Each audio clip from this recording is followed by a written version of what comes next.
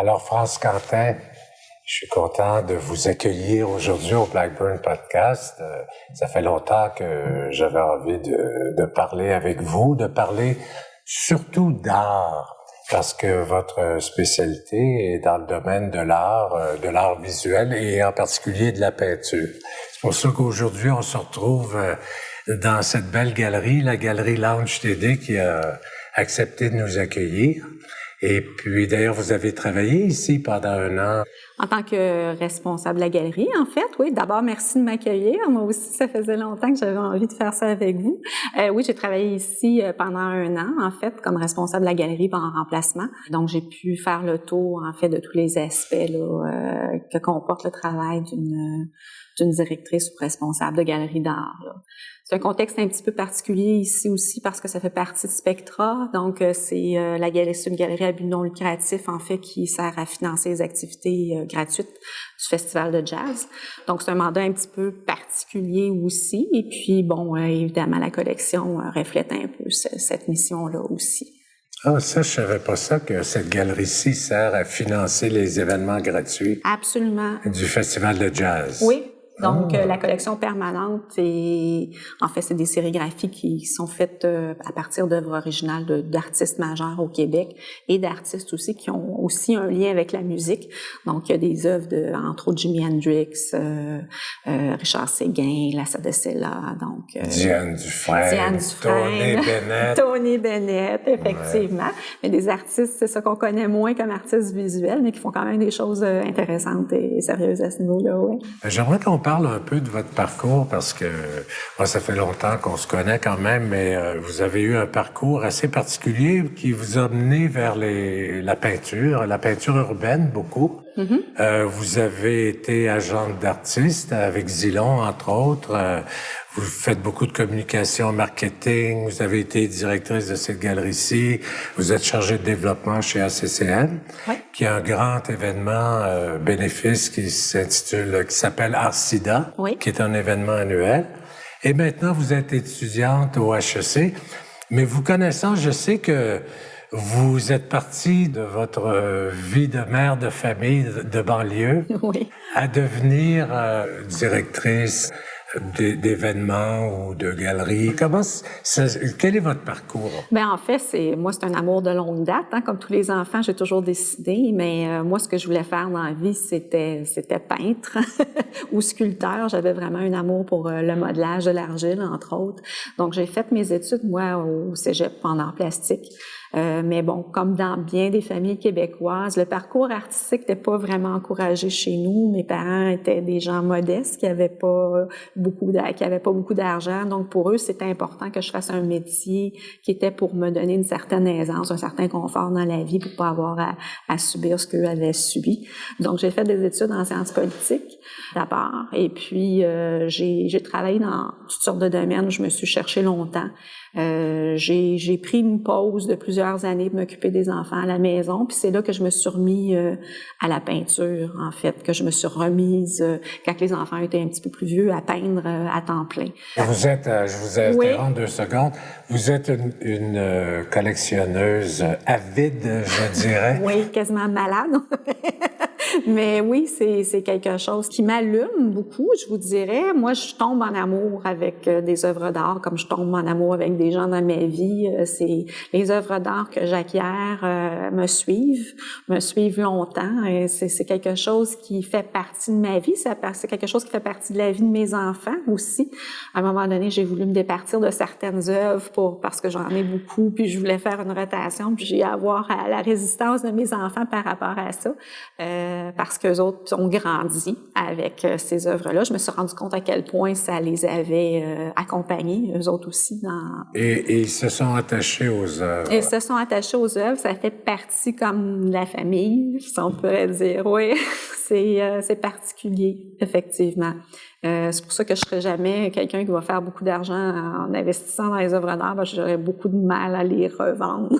À vous en départir. À m'en départir, effectivement. Qu'est-ce qui a fait... bon, là, je comprends que votre intérêt pour l'art visuel, pour la peinture aussi, mais professionnellement, Comment en êtes-vous arrivé à être active dans le domaine de la peinture, des peintres aussi, et de la diffusion et la vente d'œuvres d'art? Ben, comme beaucoup de choses dans la vie, c'est les rencontres souvent qui nous amènent vers un parcours. Moi, ça a été la rencontre avec Zilon qui a été assez déterminante à ce niveau-là. Zilon et moi, on se connaissait de loin depuis des années.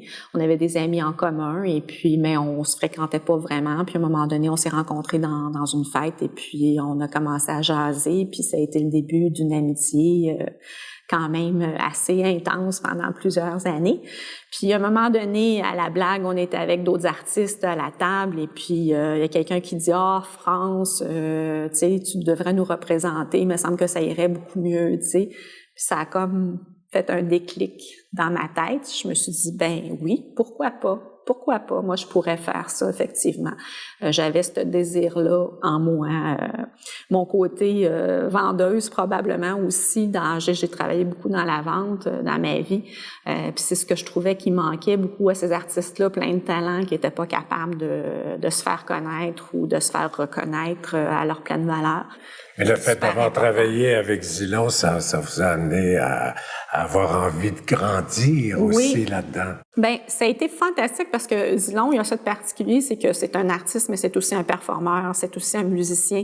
C'est quelqu'un qui est connecté avec à peu près tout le monde artistique montréalais, que ce soit dans le théâtre, dans le cinéma, dans la danse.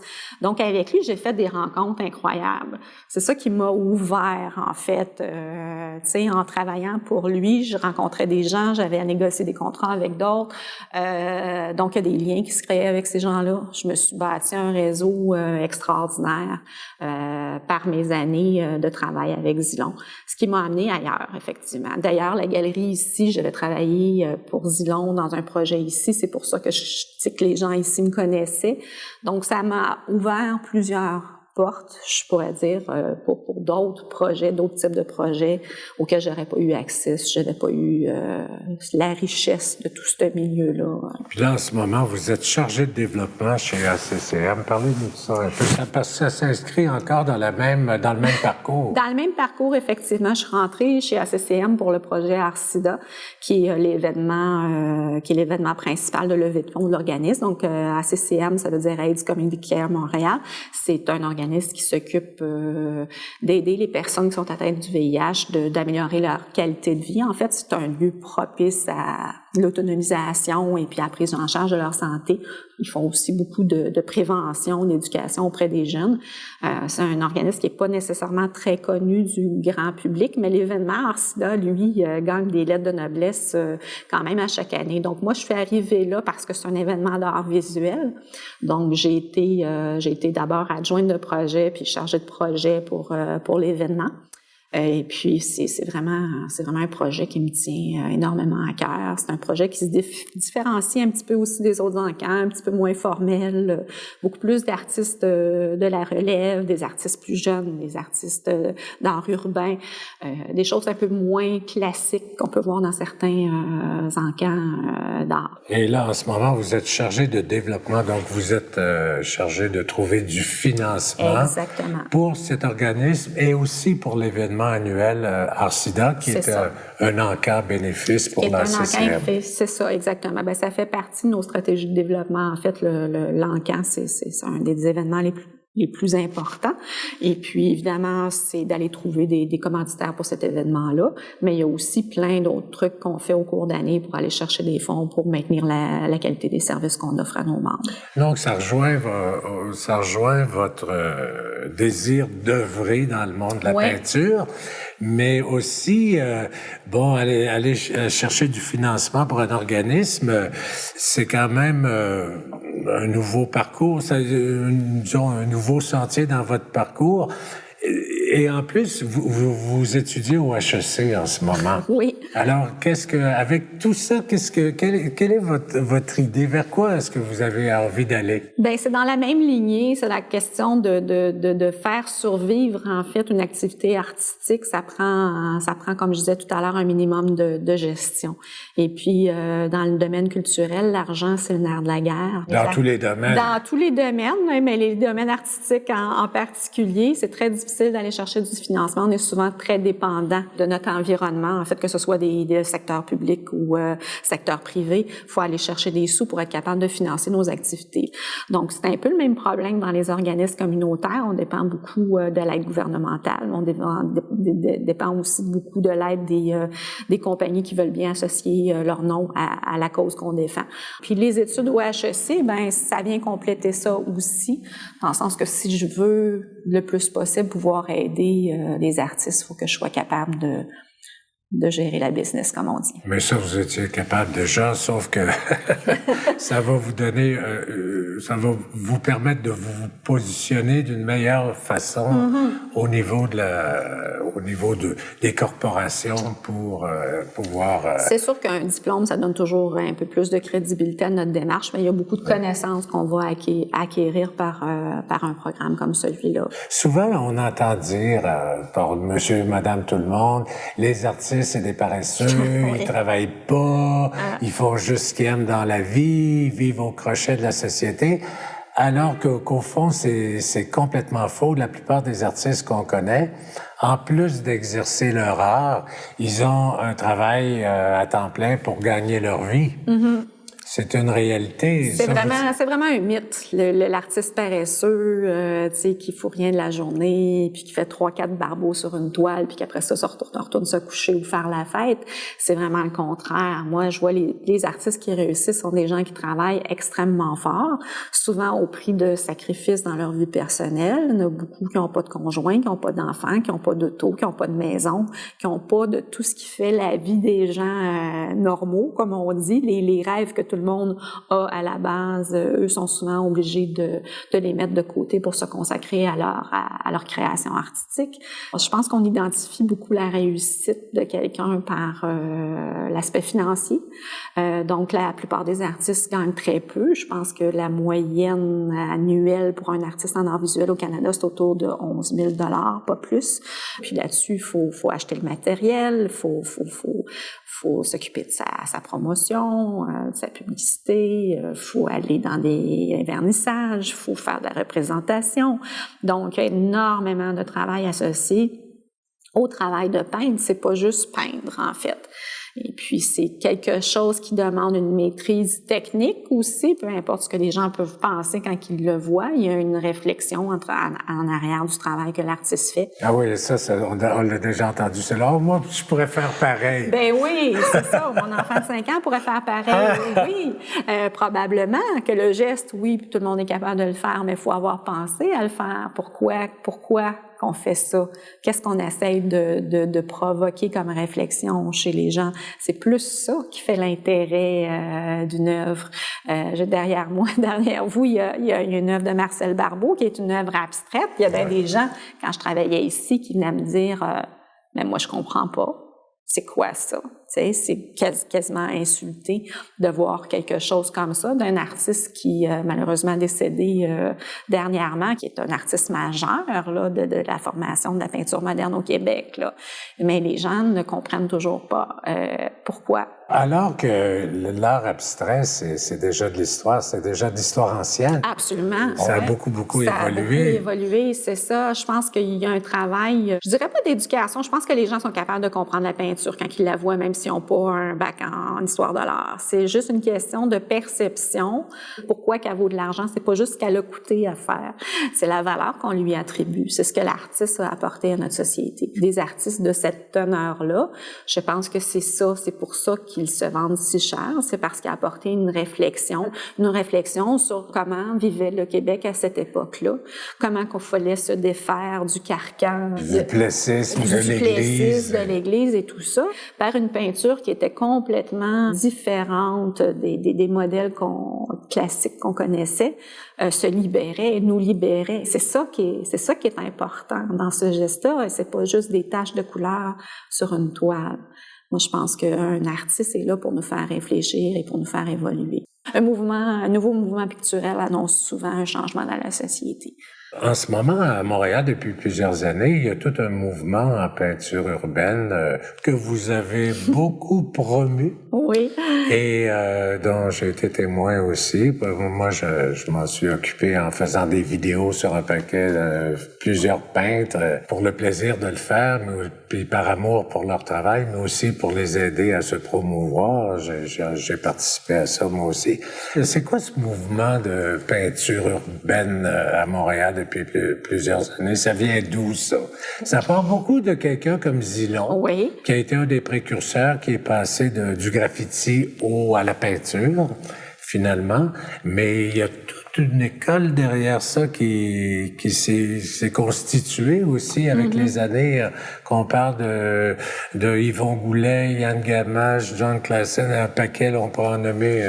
Est-ce qu'il y a un rayonnement réel ou est-ce que c'est dans un petit monde fermé que ça se passe? Est-ce que Montréal reconnaît la qualité de ses artistes? Et est-ce que Montréal est capable de les promouvoir comme ça s'est fait à d'autres époques, dans d'autres villes, que ce soit à Paris, à New York? En ce moment, ce qui se passe dans la peinture, en tout cas selon ma perception à moi, c'est qu'il y a des courants qui sont encouragés par les instances publiques et d'autres qui ne le sont pas.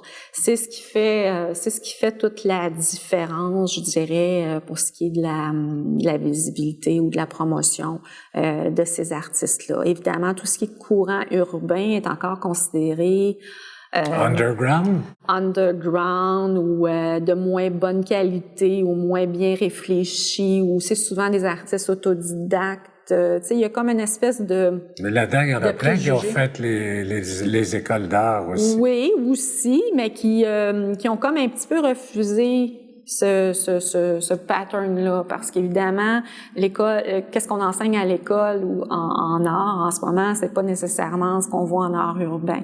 Donc, c'est un courant que je dirais plus ce qu'on appelle l'art contemporain, qui pour moi est un terme tout absolument inapproprié, parce que contemporain, c'est ce qui se passe en ce moment. Donc, moi, je considère que les peintres contemporains, pas contemporains, mais urbains, sont très contemporains, au même titre que des gens qui font des œuvres beaucoup plus, je vous dirais, cérébrales, qu'on peut voir dans les musées, que je déprécie pas, mais c'est autre chose. Il faut de la place pour tout. Il faut de la place pour tout. Puis moi, j'adore l'art contemporain aussi. J'adore ça. Sauf que, bon, il n'y a pas juste ça non plus. Mais il y a un art officiel, puis il y a un art non officiel. Effectivement. Puis on voit que selon les époques, ça reste toujours pas mal ça. Donc... Il y a toujours un art, tu sais, plus officiel et un art plus, moi, que j'appelle libre, en fait. Mais ça nous amène au marché de l'art aussi, parce que, tu vois, l'été dernier, je lisais la biographie de Andy Warhol. Et c'est quand même, là, on est dans les années 50, hein, et c'était la fin de l'art abstrait. Et c'est l'art, le pop art qui a commencé à prendre sa place. Mais il y avait tout un marché. Il y avait des galeries qui cherchaient les nouveaux artistes. Il y avait de l'argent aussi à consacrer à l'achat d'œuvres d'art. Moi, je me demande toujours si à Montréal, on s'est jamais rendu là, vraiment. Ben, le marché de l'art est en pleine mutation. C'est plus le milieu dynamique que ça l'a déjà été d'espèces d'incubateurs d'artistes. Il y a encore des galeries qui font de l'excellent travail à Montréal. J'en nommerai pas pour pas faire de ségrégation. Il reste que la galerie aujourd'hui, dans le monde Internet, ça n'a plus la même fonction qu'avant. Aujourd'hui, tu peux prendre tes œuvres et les promouvoir. Ce que les artistes font souvent. Ce que les artistes font souvent et ce qui est beaucoup fait par les artistes urbains, justement. Eux autres, ils se mettent en groupe, organisent des expos de groupe, louent des locales, font leur propre promotion, ont des sites Internet, font leur propre mise en marché, finalement.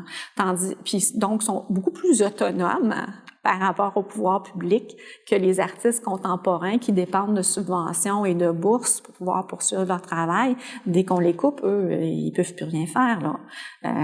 Ils sont vraiment très... il y a une espèce de culture de dépendance par rapport au pouvoir public. Puis là, en période d'austérité, ça touche beaucoup de gens. Ils font pas nécessairement des tableaux, ça peut être des installations. Ça peut être, c'est ça, toutes sortes de choses. Tandis que dans le milieu plus urbain, je vous dirais que les gens se prennent plus en charge. Font peut-être moins d'argent, mais sont complètement autonomes. Donc, la galerie aussi, il faut dire qu'il y a beaucoup de gens qui, pour faire de l'argent, se sont improvisés galeristes. Donc, il y a beaucoup, moi, ce que j'appelle des boutiques d'art, là. Il y a beaucoup de galeries qui sont strictement des magasins avec des employés qui connaissent absolument rien des artistes. Donc, il y a beaucoup de ça en ce moment. Donc, il y a beaucoup de galeries aussi commerciales, là, entre guillemets, des galeries qui vont vendre des œuvres plus décoratives. À des prix de fou, à des prix de fou. Il y a beaucoup de galeries locatives aussi. Il y a des gens qui louent leurs murs à des artistes, mais qui font pas nécessairement de sélection. Donc, c'est sûr que pour l'acheteur, c'est un petit peu confondant tout ça. On rentre dans une galerie, maintenant, on n'a plus nécessairement de présélection qui est faite, que la personne qui va vous parler ne connaît pas nécessairement la démarche de l'artiste. Donc, ça peut être n'importe qui, ça peut être n'importe quoi. Des fois, c'est très bon, des fois, ça ne l'est pas. Puis bon, là, j'ai l'air de dire qu'il y a du bon art et du mauvais art, mais à quelque sorte, il y a beaucoup de gens qui ne le font pas de façon professionnelle non plus. Il y a beaucoup de gens qui font de la peinture par loisir, puis c'est bien correct, mais ça devrait pas être placé au même niveau qu'un artiste professionnel qui consacre sa vie à ça et qui a une réflexion par rapport à son travail, tu sais. Donc, c'est en mutation, mais donc les acheteurs, les collectionneurs, est-ce qu'ils sont un peu perdus dans ces transformations du marché? Parce que, si j'ai bien compris, on n'achète pas juste un tableau parce qu'on l'aime, qu'on veut vivre avec, mais on l'achète aussi pour la valeur qui peut... sa valeur qui peut grandir avec le temps. Ben c'est sûr que tu sais moi je pense qu'on devrait toujours acheter un tableau d'abord parce qu'on l'aime, mais à choisir entre deux, moi je vais choisir un artiste qui a une chance de rester. Puis qui aura la chance de se développer et puis peut-être faire une différence dans l'histoire de l'art contemporain quand je dis aujourd'hui. Et puis, c'est ça, parce qu'il y a des œuvres qu'on peut acheter d'un artiste débutant à 50 $ et qui sait, c'est quand même une très bonne source d'investissement pour qui achète à très long terme. C'est pas quelque chose qu'on peut acheter et revendre l'année suivante, comme un immeuble, ou c'est quelque chose qui est vraiment sur le très long terme. Il y a des gens qui ont monté des collections qui sont devenus millionnaires à la fin de leur vie avec des choses, des œuvres en papier, des œuvres d'artistes débutants qui ont acheté à très petit prix, mais qui en ont acheté régulièrement toute leur vie en s'informant bien de savoir c'est qui cet artiste-là, est-ce qu'il y a une démarche intéressante, est-ce qu'il s'inscrit dans un courant, est-ce que, bon, c'est sûr, il faut se faire conseiller, on n'est pas tous des spécialistes, mais ça se fait. T'sais. Il y a des gens qui ont un flair naturel pour ce genre de choses-là, mais je pense qu'il faut se tenir au courant. Est-ce qu'on pourrait dire qu'il y a différents types d'art? Il y a un art qui fait plaisir au système financier, au gouvernement, au Conseil des arts, un art qui plaît aux grands bourgeois pour mettre dans leur beau salon, puis un art plus urbain, plus contemporain qui dérange le beau système. L'art urbain dérange un petit peu le beau système parce que c'est souvent comme c'est un art qui dépend pas des subventions, c'est un art qui est plus franc, je trouve, qui va pas se préoccuper de comment mon bon gouvernement va percevoir mon œuvre. C'est un art qui, comme je disais tantôt, que moi je considère beaucoup plus libre, beaucoup plus expressif. Et qu'est-ce qui dérange dans l'art urbain? Le côté plus éclaté, la représentation de la violence, de la cruauté dans le cas de Yann Gamache, le monde gay dans le cas de Yvon Goulet. Ouais. Donc, c'est des choses que le commun des mortels connaît, mais il veut pas voir ça. Non. Alors que, tout en étant des œuvres qui disent les vraies choses, Donc, qui sont très contemporaines aussi dans ce sens-là, c'est que ça parle du monde dans lequel on vit maintenant. Ouais. Ce sont des œuvres aussi très belles et aussi très décoratives. Moi, j'en ai plein mes murs chez nous. Puis même si ça parle de violence, de choses comme ça, je veux dire, c'est très facile à vivre avec ces œuvres-là. Il y a une humanité là-dedans aussi. C'est le monde dans lequel on vit. Si on refuse de voir le monde dans lequel on vit, si on se met des ornières, on arrête de participer, on arrête d'espérer. Pour moi, c'est des témoins de notre époque, ces œuvres-là, puis on va chercher dans quelque chose d'esthétique, quelque chose de dérangeant en même temps. Moi, j'ai des Yann Gamache, moi aussi, chez moi, puis c'est des œuvres qui, à la base, peuvent paraître très légères quand on regarde pas c'est quoi, parce qu'elles sont très belles. Je pense que c'est quelque chose qu'il faut apprendre comme société. Moi, c'est quelque chose que j'ai inculqué à mes enfants de la même façon qu'on écoute le téléjournal puis qu'on lit le journal. Tu sais, faut se tenir au courant puis il faut avoir une opinion sur notre monde puis il faut avoir toujours l'espoir de pouvoir changer ce qui fonctionne pas. Est-ce qu'on pourrait dire que la peinture urbaine manque tellement de reconnaissance qu'elle manque de promotion même au niveau des médias? Dans le cas d'Art TV, par exemple, on voit rien sur l'art urbain montréalais.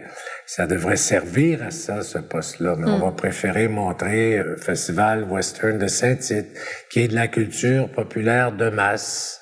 Même nos médias officiels manquent d'éducation, manquent de culture. La question des médias, c'est une très bonne question parce que je pense pas que ça soit l'art urbain plus que d'autres types de peintures qui soient boudées par les médias. Parce qu'ayant travaillé dans cette galerie ici très prestigieuse avec des gros artistes, avec une grosse équipe de presse parmi les meilleurs, c'était difficile de faire sortir les journalistes pour des vernissages, même avec des gros noms. Les médias vont pas bien, les médias vont vers ce qui vend de la copie, puis c'est pas nécessairement la peinture qui est le plus excitant pour monsieur, madame, tout le monde. Donc on va y aller vers les choses que les gens connaissent. C'est comme on s'introduit à l'art visuel généralement par des grands noms. Tu sais. Donc c'est toujours la culture de la célébrité. C'est beaucoup la culture de la célébrité. C'est sûr que, bon, comme ici, Madame Dufresne, quand elle a fait des expositions, ça a été très couru parce que tout le monde connaît Diane Dufresne. Une galerie comme ici fait un très bon travail de justement d'amener les gens vers autre chose en les attirant avec des noms qu'ils connaissent déjà pour leur montrer peut-être des noms qu'ils connaissent moins par la suite. T'sais. Je pense que comme culture, on n'a pas été habitué à accorder beaucoup d'importance à la peinture et aux arts visuels en général. Aux arts en général. Aux arts en général, mais je vous dirais que la peinture est considérée vraiment comme quelque chose de décoratif pour bien des gens. Donc, c'est pas vraiment une forme d'expression comme peut l'être la danse ou... Même encore dans la danse, le ballet classique, c'est connu, c'est bon. C'est bien bourgeois et tout ça, c'est excellent aussi. Mais la nouvelle danse, la danse actuelle et tout ça... C'est plus difficile à digérer. C'est plus difficile à vendre. Oui, c'est ça. Je crois qu'on a eu un grand festival de danse actuelle pendant des années, puis là, c'est un festival très couru. Là, ils ont fermé. Ils ont fermé, donc c'est dur pour les arts contemporains à Montréal. Oui, c'est très difficile pour tous les secteurs, je pense. Est-ce que c'est parce qu'on est une petite population ou est-ce que c'est parce que historiquement on est un public un peu en retard sur ce qui se fait, qui s'intéresse peu à l'art en général, qu'on manque d'éducation, on manque de culture, on manque d'argent? Est-ce qu'on est une... Je pense qu'on manque de tradition plus. On est un peuple jeune ici, relativement jeune. On a peut-être moins de tradition tu sais, quand tu parles à des Européens qui ont des tableaux, qui ont traversé des centaines d'années dans leur famille. Nous, ici, c'est nouveau. C'est sûr que, les Québécois francophones ont commencé à faire de l'argent il n'y a pas si longtemps que ça. On a été longtemps des gens plutôt modestes, donc il n'y avait pas d'argent pour des tableaux. Moi, je sais que dans ma famille, ma grand-mère avait une espèce de tableau dans son salon de Seine-Maritime. Là, c'était pas mal ce que j'avais vu le plus proche de l'art visuel dans mon enfance. C'était pas quelque chose, tu sais, cette espèce de désir, moi, que j'ai d'acquérir des tableaux pour les céder à mes enfants, c'est nouveau. C'est nouveau, ça, je pense, dans la culture québécoise. C'est pas quelque chose qu'on a été habitué à faire. Mais je regarde, pour ce qui est des arts urbains, contemporains, actuels et tout ça, par exemple, les Américains qui ont la plus grosse industrie du spectacle là, au monde, là, c'est inégalable. Pour ce qui est de toutes les petites vedettes pop là, qui sortent depuis plusieurs années, que ce soit dans leurs spectacles, les vidéoclips et tout ça, ils utilisent les arts actuels. Parce qu'ils cherchent toujours de la nouveauté. Alors, ils vont utiliser autant les artistes visuels contemporains, même s'ils sont underground, ils vont utiliser la danse, ils vont se servir de ces choses-là. Ils ont de l'argent aussi pour produire. C'est beaucoup ça, parce que moi, j'ai vu beaucoup, justement, des producteurs de films québécois ou des producteurs de séries télé demander de pouvoir utiliser des tableaux dans leur production. C'est souvent la question des droits qui fait que ça achoppe. C'est pas si cher que ça, là, payer des droits pour avoir un tableau dans son film, mais c'est souvent comme tu sais, on n'a pas de budget pour ça. Mais ils vont les engager, les artistes de différents domaines artistiques pour monter un spectacle, pour créer un vidéoclip. Ils vont aller jusque-là. Nous, on voit pas ça. Moi, je considère quand même qu'au Québec, on a vraiment une effervescence culturelle extraordinaire. Il y a beaucoup, tu sais, dans le domaine de la musique, il y a beaucoup de groupes pop qui émergent d'ici puis qui ont des carrières internationales. Puis on a vraiment quelque chose de particulier. Puis c'est pas juste francophone. Là. Maintenant, c'est vraiment tout le monde au Québec. Là. On n'est pas arriéré au niveau de la culture. Je pense qu'on est très avant-gardiste ici. Moi, je suis très, très fière d'être québécoise, d'être montréalaise. Oui, ça n'empêche pas. Mais l'argent qu'on est... C'est comme si ça faisait partie de notre vie. C'est comme... Est-ce que je vais payer pour le paysage qu'il y a devant chez nous? C'est un peu une mentalité comme si ça nous est acquis, ça. Tu sais, je devrais pas avoir besoin de payer un artiste pour écouter de la musique. Je devrais pouvoir avoir accès à cette musique-là. Je devrais pas avoir à payer pour imprimer une image que j'aime sur un poster, un T-shirt, parce que moi, je l'aime, puis c'est à moi, tu sais. J'avais demandé une demande, faire une affiche avec une œuvre de Zilon. Donc, la personne était prête à payer un photographe, un graphiste, mais pas l'artiste. On veut se réapproprier le travail, la créativité des artistes à son propre profit. C'est comme c'était à nous. Mais ça revient à ma première question du début. On méprise les artistes peut-être. On considère que c'est des paresseux qui font juste ce qu'ils aiment, qu'ils ont des vies chaotiques, qui sont en marge de la société. Il y a une forme de mépris peut-être envers l'artiste. Mais en même temps, on se réapproprie leur travail. On essaie de le faire, en tout cas. C'est une drôle de mentalité, ça. Moi, j'ai de la misère à comprendre ça. C'est comme si on comprenait pas vraiment. Mais un artiste, dans son atelier, qu'est-ce qu'il fait?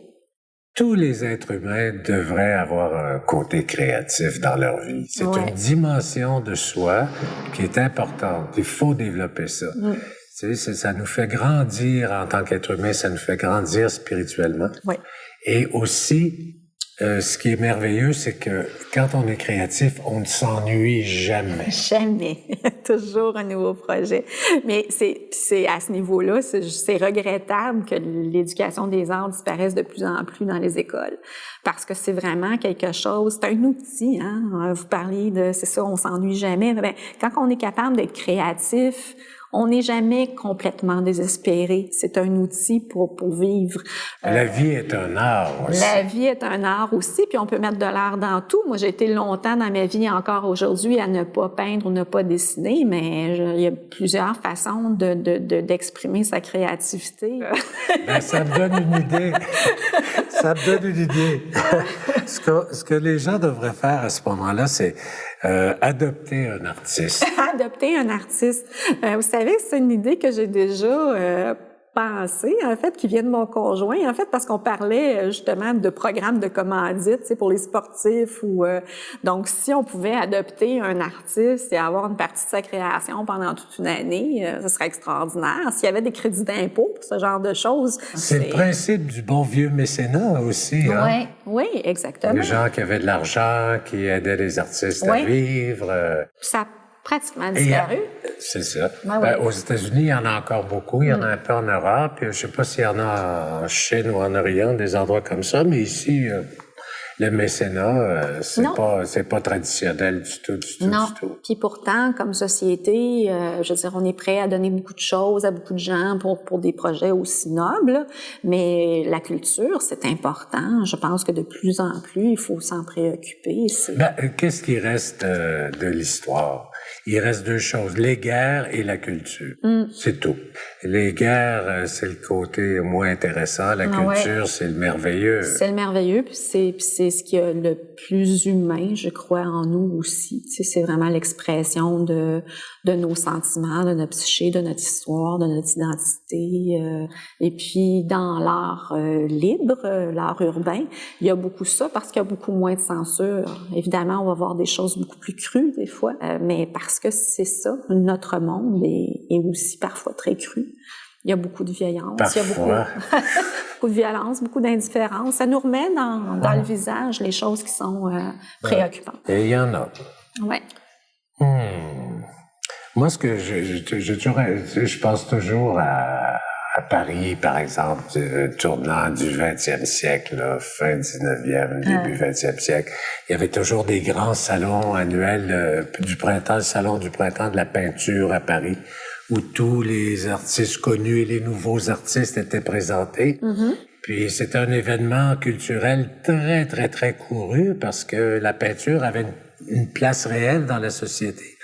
Et ce que les artistes disaient à travers leurs tableaux, ça touchait, ça avait un impact direct sur la société.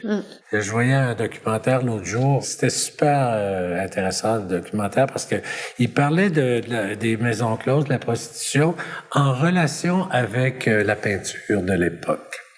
Puis à certains moments, quand les artistes ont commencé à représenter les maisons closes dans leurs tableaux, puis que ça a été exposé au grand salon de la peinture du printemps à Paris, ben là, ça a été le scandale. Mais c'était des nouveautés. Et puis, ça avait sa place quand même. Et puis, petit à petit, ben, ces nouveautés-là sont devenues plus courantes. Donc, les gens se sont moins scandalisés pour ça. Ça a fait de la place pour d'autres choses aussi. Alors, c'est intéressant. Moi, je rêverais de ça à Montréal. Montréal a quand même des événements en art visuel, tu sais, comme je pense à la foire papier, que moi, je considère qu'il y a un événement quand même assez extraordinaire. Mais je vous dirais que le marché est beaucoup plus limité à Montréal, dans le sens qu'il y a peu de gens comparé à d'autres grandes villes parce qu'on est une petite population, donc il y a très peu de gens qui ont les moyens vraiment d'investir dans l'art, surtout en période d'austérité. Hein. C'est dur pour tout le monde, donc c'est sûr. Les pronostics pour 2016 sont pas meilleurs. C'est sûr que c'est plus important d'acheter une pinte de lait que oui. C'est ça. Fait que ça, on le comprend très bien. C'est pas nécessairement parce que les gens sont plus idiots qu'ailleurs, mais il y a une difficulté économique à investir dans l'art quand on a de la misère à arriver ou quand on a peur de perdre son emploi. Quand on est complètement endetté déjà dès le départ. C'est ça, exactement. Ce qui est le cas de 63% des... Quand même une grosse proportion des gens qui ont de la misère à arriver. Donc, la foire papier, je trouve ça intelligent dans ce sens-là parce que des œuvres sur papier sont généralement moins chères. La grande foire printanière de Paris de 1900, par exemple, ça veut pas dire que toutes les œuvres étaient vendues automatiquement, mais au moins, elles étaient montrées. Oui. C'est ça que je trouve intéressant, c'est qu'on donne toute la place à la culture, la place qui lui revient. Oui. Et c'est il y a déjà eu ici à Montréal, il me semble, un salon des galeries d'art à Place Bonaventure. Je me souviens d'être allée voir ça toute jeune. C'est pour ça que c'est nébuleux parce que ça fait quand même quelques années. Mais j'étais étudiante en art à l'époque, mais oui, il y avait des galeries d'un peu partout dans le monde qui venaient montrer un échantillonnage de qu'est-ce qu'ils faisaient. Puis je me souviens, j'avais vu des Goya, entre autres. J'étais vraiment impressionnée par les choses que j'avais vues. Comme la foire de Miami, par exemple, ou New York. Oui, c'est ça, ou de Toronto. C'est ça. C'est des moments où on peut voir un échantillonnage de ce qui se fait dans le moment. À Montréal, on a quand même le Festival international Montréal en art. Là, qui est un gros festival quand même, et là où il y a beaucoup quand même d'art urbain. C'est pas de l'art, c'est ça, de musée, là. Mais moi, je connais des artistes, il y a des années, puis leur travail est excellent, il y a des années où ils vendent à peine, hein. Ah oui. ils rentrent à peine dans leurs frais. Hein. C'est ça. Puis là, ben c'est encore là, si on parlait de l'artiste qui se prend en charge, ben il y a des frais associés à ça. Puis ces événements-là sont malheureusement assez coûteux pour un artiste. Tu as quand même un achalandage important. Je pense que c'est 100 000 personnes qui passent pendant la période du festival. C'est quand même pas négligeable. C'est financé par les artistes, d'ailleurs. C'est financé par les artistes. Et non pas par les gouvernements. Il n'y a pas de prix d'entrée. Il n'y a pas de prix d'entrée, c'est ça. Fait que c'est ce qui fait qu'il n'y a pas beaucoup, il y a pas beaucoup d'argent. Le festival, c'est assez commanditaire, mais on arrache un petit peu à se maintenir. Donc, c'est sûr que les artistes sont mis en contribution. Donc, l'artiste paye pour exposer. Quand autrefois, dans le système des galeries, des vraies galeries là, qui représentaient les artistes, ben l'artiste se préoccupait pas de rien. Il arrivait, mettait ses affaires là, puis le galeriste se chargeait de tout. Se chargeait de la vente, se chargeait de la promotion, se chargeait du développement de l'artiste aussi, ce qui se fait pratiquement plus aujourd'hui. Qu'est-ce que les gouvernements pourraient faire? Parce que là, on a Trudeau, là, le jeune Trudeau, là, qui est premier ministre du Canada.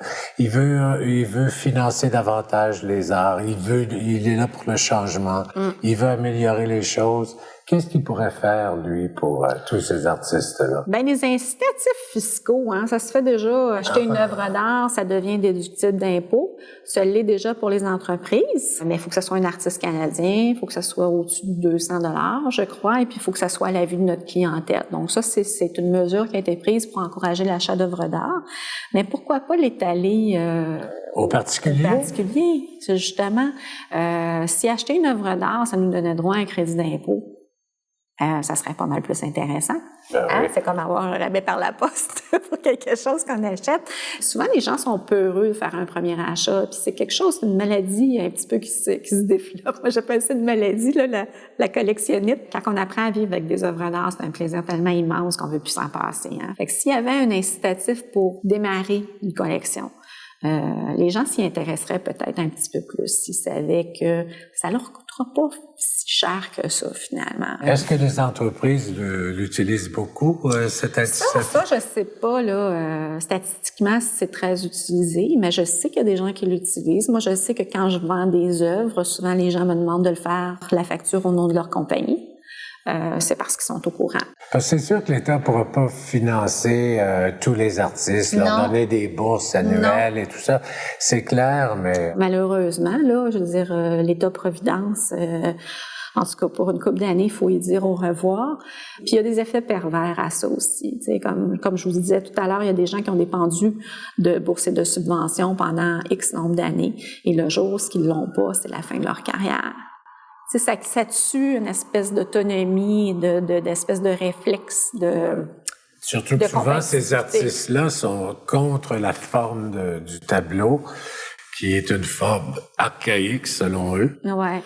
Alors ils sont plus dans des installations, Malgré que ça revient beaucoup le tableau en art contemporain, il y a beaucoup de montage photo, il y a beaucoup d'impressions numériques, il y a beaucoup d'œuvres qui s'achètent puis même les gens achètent des installations vidéo. Là, il y a beaucoup de gens qui achètent ça maintenant, des œuvres d'installation. Il faut avoir la maison pour, là. C'est pas tout le monde qui peut se le permettre, mais je peux facilement voir quelqu'un acheter une œuvre vidéo, par exemple, tu sais, puis l'installer, le faire jouer en boucle dans son salon.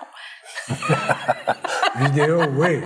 Le vidéo, oui, mais ça, quand on parle d'une œuvre immersive... C'est ça. Ça, c'est un petit peu plus complexe, j'avoue. Mais, tu sais, il faut quand même... Tu sais, il y a quand même des efforts qui sont faits au niveau de l'art contemporain pour commercialiser le produit aussi, que ça soit achetable, que les gens puissent vivre avec, que ça soit pas juste une expérience muséale, parce que... Mais déjà, les palans vont revenir... oui. Vont revenir au gouvernement, là, à l'édifice du gouvernement. Là, ils vont enlever un tableau de la reine, je pense. Oui, c'est parce qu'il était déjà là. En fait, les palans, oui, c'est ça, c'est des œuvres magnifiques. L'art, il y en a partout, hein, mais c'est qu'on le voit pas. Ne serait-ce que dans le design des objets, pour moi, c'est une forme d'art visuel. On n'est pas conscient. Je pense qu'il faudrait en être privé quelques jours. On enlève tout le design puis tout l'art dans une ville pendant... toute la couleur. C'est ça, toute la couleur, tous les efforts d'esthétisme. Les gens seraient déprimés, hein, ça serait pas long, ça prendrait quelques jours, puis les gens réaliseraient à quel point c'est important. Je pense qu'on a besoin de beauté. dans notre vie, dans notre entourage. Est-ce que c'est tout le monde qui a besoin de beauté ou est-ce qu'on est en train d'avoir une conversation tous les deux de gens cultivés? Est-ce que c'est de la prétention, notre conversation? Est-ce que c'est de la prétention, là? Ben, je vire à l'envers de toute notre conversation. Peut-être que certaines personnes le verront comme ça. J'espère que non. Je pense pas que c'est de la prétention parce que je ne catégorise pas les gens entre ceux qui aiment l'art et ceux qui l'aiment pas. Là, il y a absolument rien de péjoratif là-dedans. Il y a une question de sensibilité. Ça, je pense qu'on l'a tous. Si on fait abstraction de qu'est-ce qu'on est habitué de voir, puis si on se laisse juste regarder quelque chose librement puis voir quel effet ça a sur nous. N'importe qui est capable de faire ça. Parce qu'il y en a plein d'événements gratuits. Hein? Là, il y a Montréal en lumière, là. Il y a la Nuit Blanche, on peut voir plein d'art, d'artistes. La virée des ateliers, il y a un paquet d'événements. La Journée des musées. La Journée des musées. Orange 5, là, Saint-Hyacinthe. Oui, Orange, absolument. Et c'est gratuit, en plus. Et c'est gratuit. La plupart du temps, c'est gratuit. Les Journées de la culture, c'est gratuit. On peut, il y a plein d'occasions où on peut avoir la curiosité de voir comment ça se passe, tu sais. Comme je disais tout à l'heure, le travail de l'artiste dans un atelier, ça reste quelque chose de mystérieux pour la plupart des gens.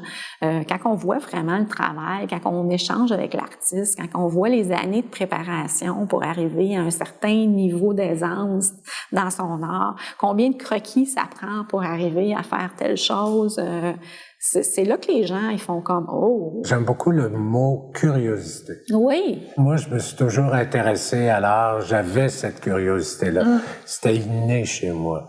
C'était pas un effort que je devais donner, là.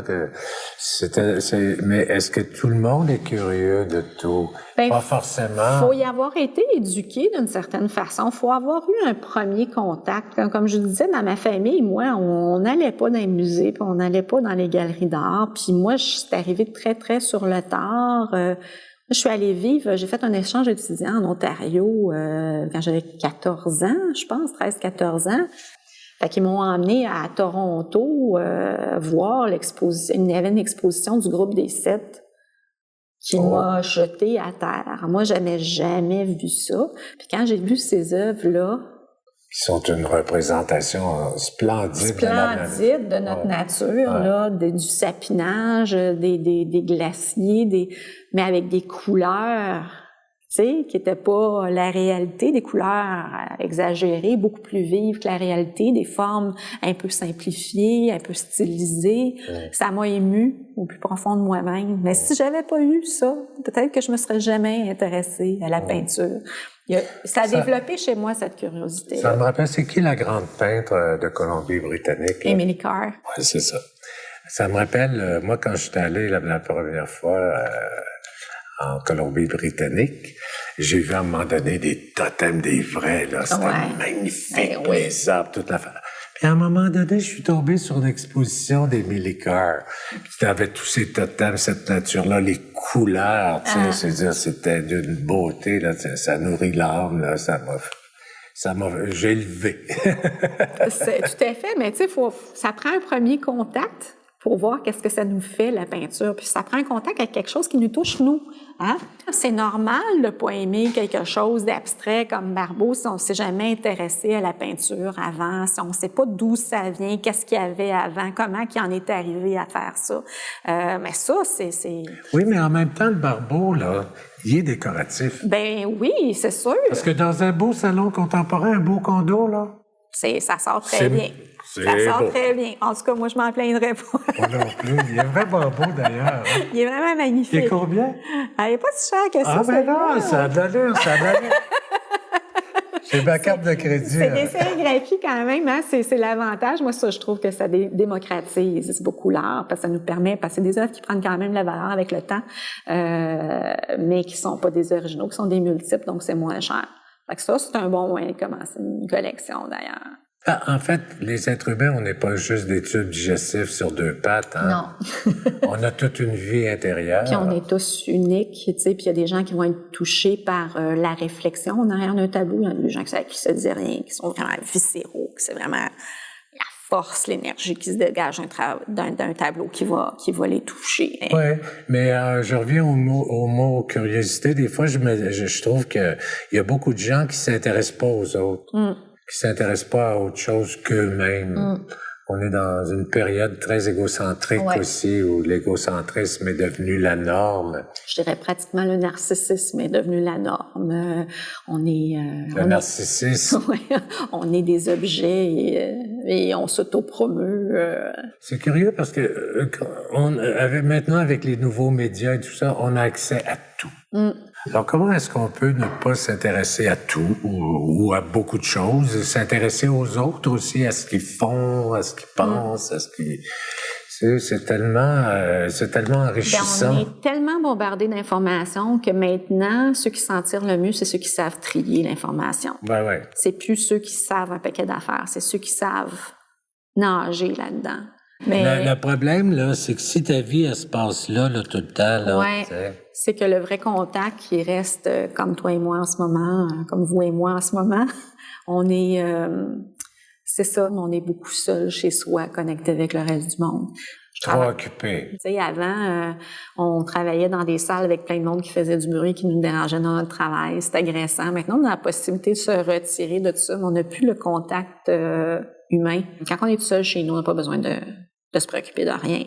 Puis quand la personne sur Facebook dit des choses sur lesquelles on n'est pas d'accord, on a juste besoin de flusher. On est vraiment des personnes isolées dans des petits tubes de verre, là, je dirais, qu'on choisit ce qui fait notre affaire et ce qui fait pas notre affaire. Donc, on est très centré sur nous-mêmes. Oui, mais en même temps, il y a on voit ça beaucoup chez les jeunes aussi. Il y a plein de choses qui se passent à un niveau communautaire, puis ça continue à grandir. Ouais. C'est pas ultra diffusé là dans les médias, mais ça se passe beaucoup. Ça se passe beaucoup. Et ça se passe entre êtres humains aussi. Ouais. Là, il y a une espèce de, je voyais ça, là, il y a un gros congrès qui s'en vient cette année là international de regroupement de groupes communautaires de partout au monde, autant au niveau social que culturel et tout ça. Ça va être un gros événement à Montréal. L'humain change pas. Je pense qu'on a besoin de sens, puis on a besoin de contact. On a besoin d'échanger, on a besoin de s'entraider, Mais je vois beaucoup de jeunes artistes se regrouper de plus en plus. Par les ateliers, entre autres, des partages d'ateliers, des groupes de création qui se forment, des expositions collectives. On dépend beaucoup moins d'autres acteurs, des diffuseurs. On crée de plus en plus. C'est peut-être la nécessité, c'est peut-être le fait que le marché est fermé beaucoup aux jeunes ou fermé beaucoup aux artistes urbains, mais je trouve qu'il y a une belle créativité au niveau des moyens de promotion et de diffusion. Mais tu sais, c'est quoi le rôle de l'artiste dans la société? On parlait tantôt, on se réapproprie leur talent pour faire de l'argent avec leur talent. Et en même temps, est-ce que c'est pas une espèce de jeu malsain qui dure depuis tellement longtemps ça devrait changer? Je dirais qu'il y a beaucoup de la responsabilité des artistes là-dedans qui entretiennent une espèce de mythe aussi. Je pense que l'artiste doit s'affirmer beaucoup plus comme un travailleur autonome et un peu moins comme un pelleteur de nuages. Donc, l'égocentrisme, il est partout. Et oui. Puis moi, je trouve que les artistes, malheureusement, entretiennent beaucoup l'idée du poète maudit, qu'un artiste nécessairement doit souffrir, qu'un artiste est toujours tourmenté. Dans la vie, on crée beaucoup mieux quand on est heureux, quand on est épanoui. On n'a pas besoin de crier famine, on n'a pas besoin de se pendre à toutes les 2 semaines ou de s'ouvrir les veines. C'est pas nécessaire pour créer. C'est pas nécessaire de vivre dans la douleur pour exprimer la douleur. Il suffit de l'avoir connue. Puis je pense que les artistes en particulier, c'est qu'ils ressentent assez intensément ce que d'autres ont du mal à ressentir. Ouais, mais là, on tombe un peu dans l'idée qu'on crée à partir d'une douleur intérieure. Pas nécessairement. C'est ça que je dis, c'est qu'en fait, les artistes entretiennent cette espèce de fausse image. Mais est-ce que c'est une image qu'ils entretiennent ou est-ce que c'est une réalité intrinsèque à leur existence? Je pense pas. Je pense qu'un artiste, comme je disais, ressent d'une façon différente. Je pense qu'il fait un artiste, c'est peut-être ça, sa façon de percevoir dans son environnement. C'est un être plus sensible. C'est un être plus sensible, qu'une capacité de perception différente, disons-le comme ça. Certains vont être très sombres, effectivement. Certains vont être très torturés, effectivement, mais c'est pas ce qui définit un artiste. Un artiste peut être très épanoui malgré cette perception-là. Un artiste peut trouver son propre équilibre, malgré tout ce qu'il ressent de l'extérieur, malgré toutes les choses négatives qu'il voit autour de lui. Ben, tous les êtres humains sont en cheminement. Moi, je pense que l'artiste a avantage à accepter le fait que, oui, c'est un état d'être, être artiste, hein, qui on l'a ou on l'a pas, mais c'est aussi un métier. Et puis c'est aussi quelque chose avec lequel on peut fonctionner dans la société. L'artiste a souvent tendance à tout rejeter en bloc, ce qui est du monde commercial ou ce qui est de l'économie humaine. Et à mépriser lui-même la société. À mépriser lui-même la société. Ça lui empêche pas d'être critique par rapport à la société, sauf que tu sais, on change pas de la... Tu sais, on peut entre pas la s'en critique sortir. et le mépris, il y a une marge. C'est ça, on peut pas se sortir de la société. On en fait partie, qu'on le veuille ou non. T'sais, donc, faut jouer avec les rouages, faut apprendre à tourner ça à notre avantage, faut apprendre à faire notre place comme artiste dans la société. Je pense que si les artistes prennent conscience qu'ils ont un rôle à jouer dans la société, puis qu'ils l'affirment, je pense qu'il y a une partie du travail qui est d'abord... Mais peut-être aussi qu'ils se sentent rejetés dès le départ. Le fait de dire à ses parents, quand on a 12-13 ans, bon, ben moi, je veux être artiste peintre, déjà, les parents disent, ben c'est pas sérieux, tu vas apprendre un métier, c'est la même chose pour vous. Oui. Alors, déjà, il y a un mépris de l'artiste dès le départ qui est communiqué par la société, par la famille. Absolument. Mais c'est un cercle vicieux, tu sais, s'il y a une personne qui se dit, ben regarde, moi, ce que je fais, c'est important, ben ça va rester comme ça. Et je pense que l'artiste ne doit pas attendre que la société le reconnaisse. Non, il s'affirme. C'est une affirmation. C'est ça, exactement. Donc, c'est dans ce sens-là, je trouve que les artistes eux-mêmes entretiennent un petit peu les mythes par rapport à l'artiste. Mais ça devient, dans le cercle vicieux, à un moment donné, ça devient Parce que c'est un peu ça aussi. Tu sais, certains diront, un artiste que je connais qui me dit souvent, moi, je suis comme un animal de cirque, le monde veut me voir saigner. Tu sais, le monde veut voir ma souffrance, c'est ça qui les intéresse. Il y a un petit peu ça, tu sais, c'est comme un tango, hein. Mais on est d'accord quand même pour dire que la société pourrait faire davantage pour ces artistes. Absolument, absolument. Mais je dis que la responsabilité est double. Takes two to tango, hein. Je pense que si on joue à la victime, on s'en sortira jamais. C'est dans ce sens-là. Si on se fait pas respecter, personne va nous respecter. Exactement, exactement. C'est que je pense que les artistes en art visuel, comme c'est des gens qui travaillent souvent seuls, ont pas nécessairement le réflexe non plus de se regrouper, de défendre leurs droits en groupe, comme le fait le RAV pour eux, mais le RAV est vraiment discrédité par beaucoup d'artistes. Puis pourtant, son rôle, tu sais, au niveau du gouvernement, c'est vraiment de défendre les intérêts des artistes auprès du gouvernement et auprès des instances avec qui ils font affaire. Le RAV. Le RAV, tu sais, un peu comme l'UDA pour les artistes de la scène, c'est la même chose, mais tu sais, juste c'est des gens qui travaillent en groupe naturellement. Et pour les artistes, c'est très difficile de se regrouper autour d'une cause pour les artistes visuels. C'est comme pas naturel chez eux de se regrouper, de faire pression ensemble. Je vois tout à fait. Fait que c'est dans ce sens-là L'art, c'est aussi un travail d'individualisme. Oui, c'est ça. Même s'il y a une réflexion sur l'humain, sur la société, ça reste... C'est très personnel, c'est très psychologique, hein.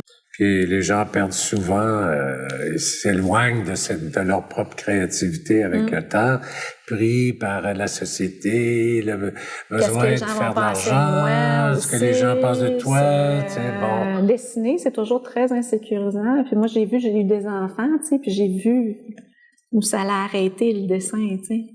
Mon fils était super bon en dessin, puis là, c'est pas bon ce que je fais, tu sais. Ça, quand ça te rentre dans la tête, là, ça castre complètement dans ta créativité, tu sais. Lui, il se sentait, plus libre dans la musique, mais il se sentait jugé quand il dessinait. Jugé? Ouais. Jugé par toi? Par les amis, par le... c'est le fait qu'il se trouvait pas à la hauteur, tu sais. Je sais pas si c'est parce que moi je dessinais ou... mais je vois, tu sais, on voit ça souvent, des gens qui arrêtent de dessiner parce qu'ils disent qu'ils sont pas bons. Parce qu'on dessine tous quand on est jeune, hein.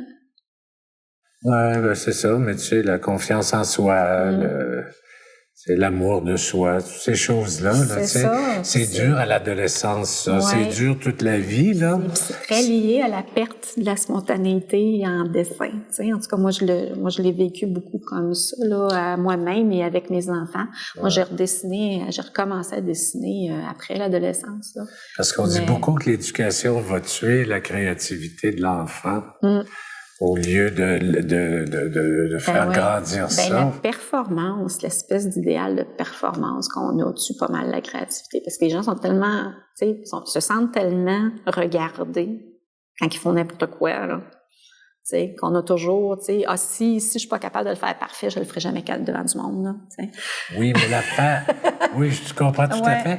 Puis ça, c'est un point important parce que quand tu crées, ce que tu présentes, ton œuvre, quelle que soit la forme de ton œuvre, tu la jettes en pâture au vautour. Ouais. Puis là, les gens là, peuvent te critiquer autant qu'ils veulent, ils peuvent te détruire. Oui. C'est ça qui est dur dans ce métier-là. C'est dur. C'est que t'as les tripes à l'air tout le temps, puis les gens... Ouais. Ça m'avait toujours frappé. Là, Puis les gens le font. Ben oui. Oui. La nature humaine, je sais pas pourquoi. Ils se permettent de te juger là, sans merci. Là, tu vaux moins qu'un chien errant sur la rue. C'est fou, hein? C'est fou, effectivement. Ça m'a toujours frappé, ça. C'est au lieu d'avoir la sensibilité de comprendre le geste de l'artiste. Puis de voir où ce qui est rendu, tu sais, parce que c'est pas tous les artistes qui sont géniaux dès le départ, là, tu sais, c'est comme tu peux voir qu'il y a un potentiel dans le travail d'un artiste sans que ça soit accompli, tu sais.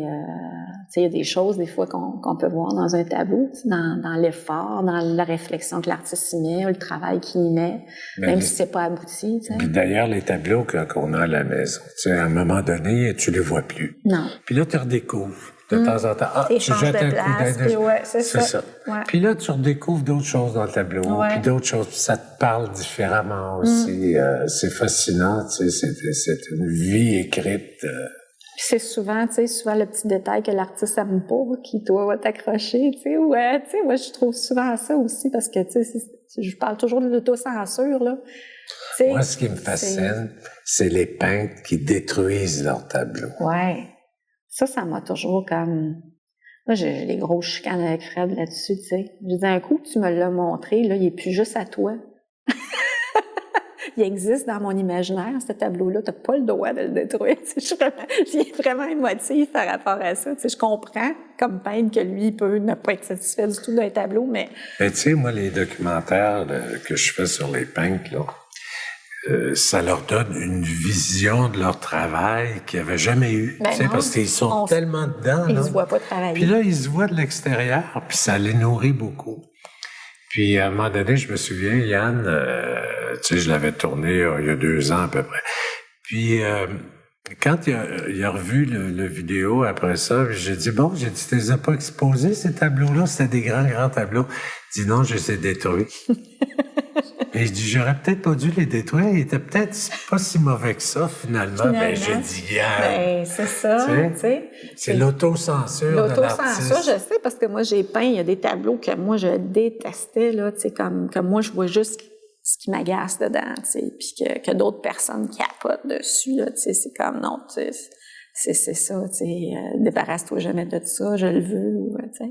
Mais c'est drôle, tu sais, ça, je trouve ça intéressant. Puis là, je le vois, tu sais, Zilon, je l'ai vu souvent détruire des œuvres, là, c'est...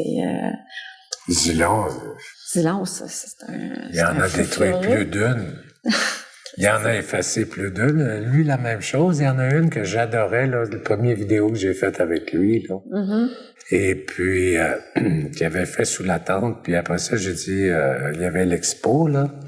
Et puis, à l'expo, j'ai dit, le tableau est pas là. À un moment donné, j'ai su qu'il l'avait effacé. Moi, je l'aurais pris, ce tableau-là. Il était magnifique. Il y en a perforé au couteau, je sais pas combien...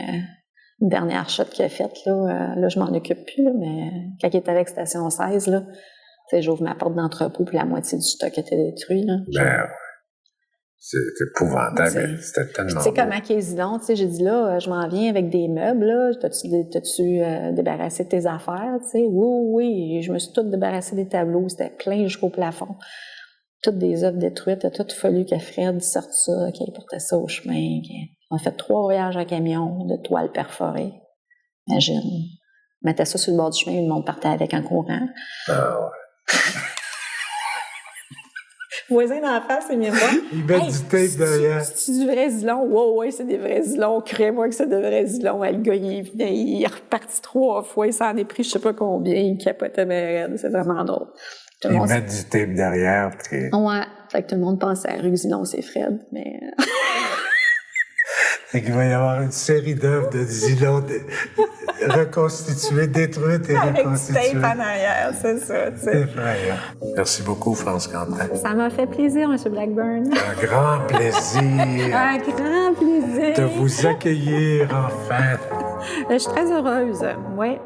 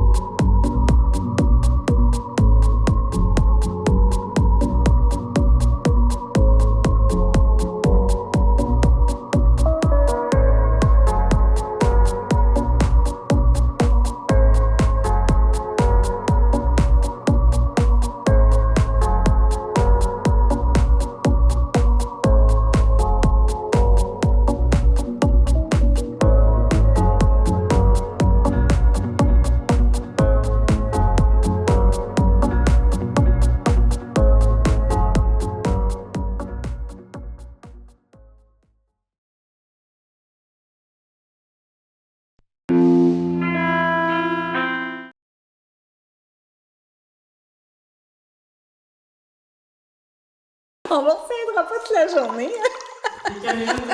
Nous autres, on peut jaser longtemps. Nous autres, quand on les part, caméras tournent toujours. Oui, parce que c'est là qu'on va chercher du bruit. C'est ça.